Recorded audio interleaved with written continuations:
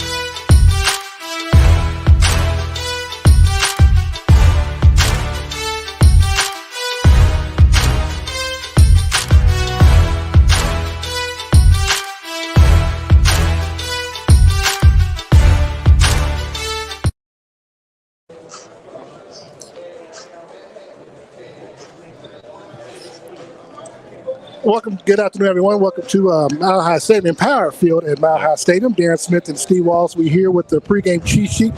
Steve, last time we were here, it was kind of cold. It was bristly. They moved the game from a Sunday to a Saturday back in January. Yep. Here it is, a balmy 61 degrees right now. So I want to thank everyone for joining us on our social media platform. Steve, give us your initial thoughts on today's matchup between the Kansas City Chiefs and the Denver Broncos. Well, first of all, I had a little sweat dripping off my my elbow brow earlier, but it's a great day for football, man. Especially if you can get this kind of weather in December here in Denver. I think that's a bonus. But you know, this Kansas City Chiefs team is coming in expected to win.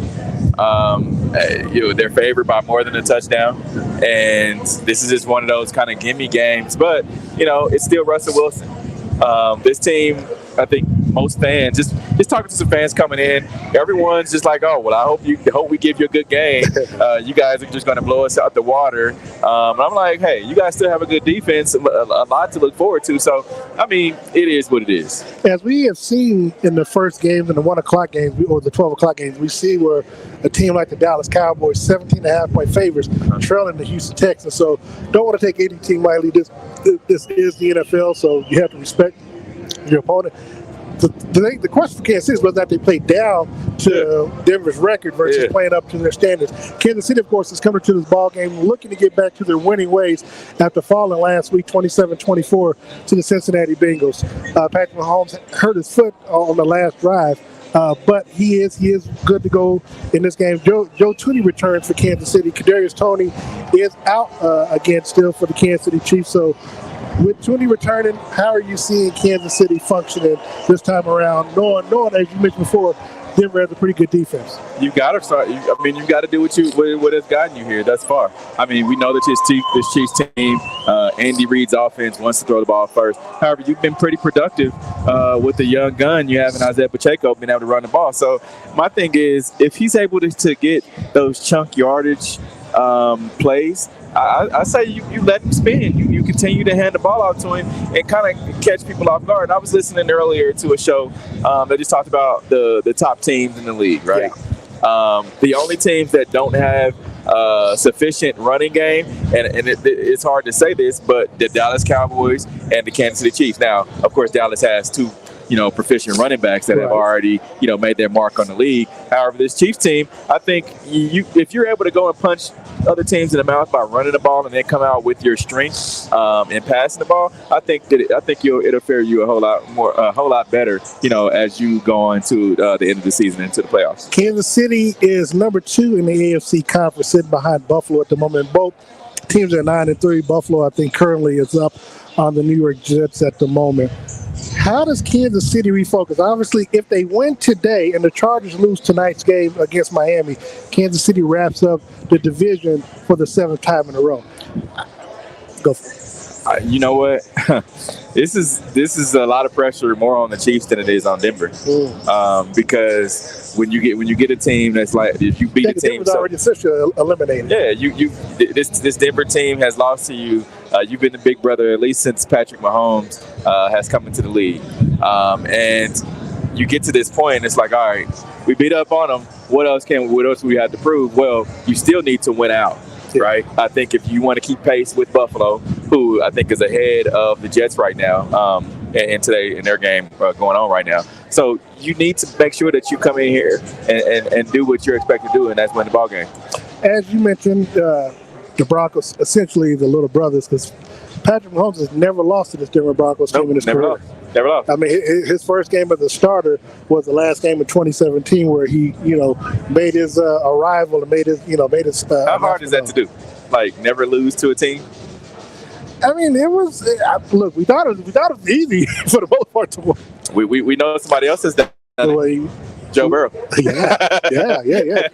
Joe Burrow's never lost to Patrick Mahomes or the Chiefs. Yeah. So, but look.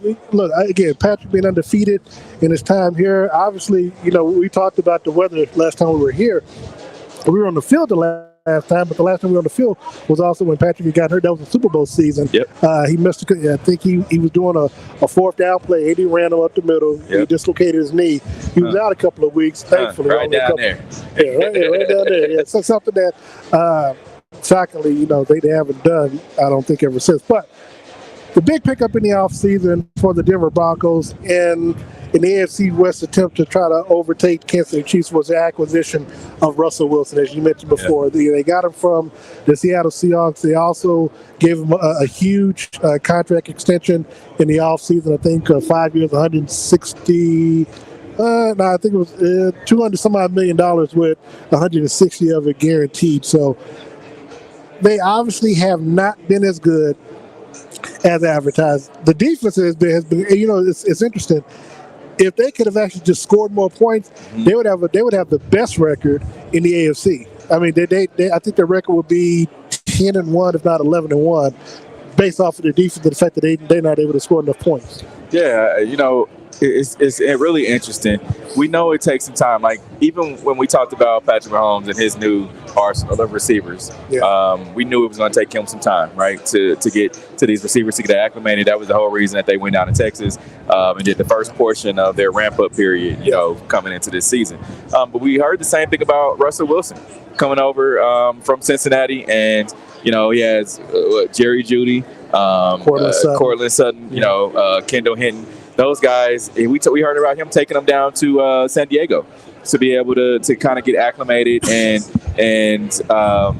get that friendship, not only on the field in the facility, but away from it as well. And it takes some time, but it's just not happening as fast as the Broncos front office and also fans want to see. I want to ask this question, and we're going to dive into it before we get to our predictions. But how much of it do you think is Russell perhaps falling off from his time in Seattle, and how much of it do you think is coaching with Nathaniel Hackett? You know what? I got to listen to one of our shows that we did. I think it was the last week, and I went back and listened to it, and we were just talking about the coach. I think it was a Red Hour last week, and we were talking about just the coaching, and I'm really looking at just being the coaching. I mean, you've got a proven player. How does a proven player fall off that fast, that hard? That fast. It just doesn't make sense. Does it make sense to you? No, it doesn't. No, it doesn't. I mean, and the reason why I went in that direction is because we saw after the first couple of games where he had bad clock management, where he had to hire somebody from the outside just to help him manage the play clock. I mean, and so I don't know how many other coaches could get away with something like that, without being held accountable. Now, he was not the new owner's pick of the head coach. So I don't know if he makes it past this initial season. And they can't get out of the contract with the Wilson because obviously they didn't expect his play to slip like it did. And if I'm the owner, I'm gonna go to Russell and say, "Hey, this is me and you talking, right? Like from owner to player, from man to man. Who do you want as your head coach? Mm-hmm. You are our future." At least for the foreseeable future, next couple of years, until we're able to draft your replacement. And I'm just say, who do you want? Do you think it's going to work? And if not, who do you want to go get? Who should we try to go get and bring in here so that we can win some ball games and just see where it goes from there? And if he says it's not Nathaniel Hackett, then you've got to move on. Sometimes just got to cut ties with what's not working. And I don't see them cutting ties with Russell Wilson because if you remember early on in the season where I think it was a Monday night game and the Broncos needed a touchdown to win, and they kicked the field goal, or I can't remember what they did. They took the ball out of Russell Wilson's hands. That was the first game of the season. Yeah, you don't do that. You don't do that. So it's not only is it learning your players, but it's also that camaraderie that we just talked about outside of Mile High Stadium. Let's look at this game right quick, Steve. We got X factors in the game for you offensively for Kansas City to beat Denver today. Ooh, offensively. I was perfect last week when I said Mahomes and the Steve Spagnuolo. Yeah, offensively, I think it's going to have to be the running game. We've seen this Denver Broncos offense make teams play bad. We've seen them. I mean, there's been some crazy scores where you 10-9, 16-10. It's they make you play. They make you play a weird game. So you've got to get out early. But then once you manage the game with your running game, I think you've got to show that but you have some confidence in Isaiah Pacheco. I know Andy, and I'm sure you know. And I want to ask you this: of just when we see Andy and when we see, like, for instance, Travis Kelce fumbled last week. Yeah. How much do you believe that Andy makes it a point to go back to Travis Kelce early and often in today's game? I don't think he does it early. I just think I think they wait till they get out to the goal line. I think the first touchdown will come from Kelce. But to your point, as it relates to the X factor for me on offense, I'm kind of cheap. But to your point about the running game, I'm going with Andy Reid because I want to see whether or not, depending on what type of ugly game that the Broncos try to play, because obviously you got to make it ugly on your part to have a chance to win the game. Yeah.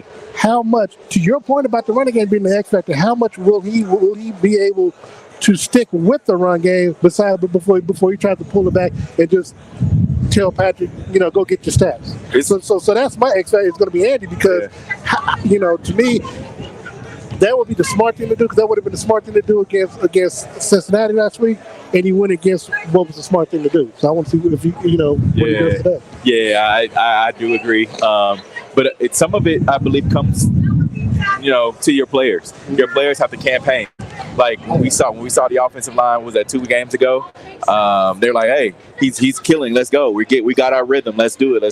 So I think it has to be something. But you also on the flip side though, because of the Broncos' record and where they sit, I could also see Andy trying to get Patrick back into that, because Patrick lost to the MVP league last week with that loss to Cincinnati, and he's balling today like he did last week. Yeah. So maybe on the inside of Andy Reid, he might be trying to have Patrick go after 4 or 5 touchdowns a day. I can see that too. So we see that's petty Andy. That's petty Andy. That's why he's the X factor. And petty Patty too. Yeah. So that's why he's on the defense. Who's your X factor? Ooh. This has to be, and I said it was him last week, but this has to be a Chris Jones day. This has to be a Chris Jones day. You have to make sure that you're getting after the quarterback. You have to make sure that Russell Wilson can still run now. He still got some wheels. I saw him in warm-ups where he was still running and trying to throw a little off-balance throw. So I think you have to, Chris Jones, you have to get you a sack today, man. Big Max for sacks on Chris. I was going with Chris Jones and Frank Clark on that one. Just because look, they don't have a run game. Melvin Gordon, of course, is on the team, and they have shown that they cannot score points. So they may put themselves in a lot of 3-and-long situations, and that's when it's time for you to eat. Yeah. So before we get out of Steve, what's your final score? Ooh, what's your prediction? Whew, you've got to get to at least 26 points. I'm gonna say the Chiefs have to get to 30. So I'm gonna say Chiefs 31, Broncos 14. I got Chiefs 30, Broncos 9. I think they kick 3 field goals. It just unless for some reason the Spags defense don't show up today, there's no reason why Russell Wilson should be throwing the ball all over the field. Yeah. That's just my thought process. Yeah, I agree. Before we get out of here, because I know the game starts a little bit earlier since it's been flexed. Yeah. Who's starting today, as always? One shout out to my friends over at Dillard's on the Rosa. Remember, holidays are here. Go pick out your gift for your loved one, your significant other, or even if you need a style for your game day, go talk to Heather over in the men's department at Zone and Rosa. They also have women's clothing, kids clothing, and also shoes and fragrances as well. Look, you got to go get your loved one some fragrance, some smell good, even if you want to smell good yourself. So my friends over at Dillard's on the Rosa, go talk to Heather. She'll get you taken care of. All right, and as always, I want to thank Todd White and Todd's Clothiers and Taylor Suits for styling me for today's game. And as always, we want to thank Gates Barbecue as well for always sponsoring us, being our sponsor for the pregame cheat sheet, as well as, of course, when we're at home, taking care of the tailgate stuff in the parking lot. Now, join us post-game as we'll interview players. We'll bring you Patrick Mahomes. We'll bring you Reed. We'll bring you our post-game coverage from the field. And then, of course, make sure you join us for the Red Hour tomorrow night at the Soiree Steak and Oyster House, 6:30 to 7:30 on 18th and Vine. And then join us next week in Houston when we bring you the pregame cheat sheet as well. So, for Steve Walls, I'm Darren Smith. We want to thank you so very much. Go Chiefs. We'll see you post-game.